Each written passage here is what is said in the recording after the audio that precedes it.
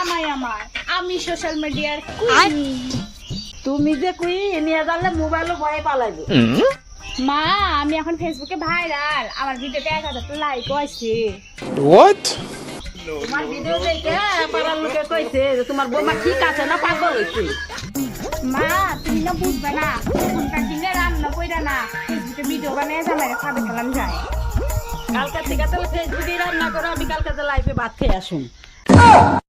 বৌমা তুমি ভিডিও করা বাদ দাও, আমার ছাগল তোমার ভিডিও দেখে ভয় পাও। হ্যাঁ ছাগল মানে রিল বুঝে।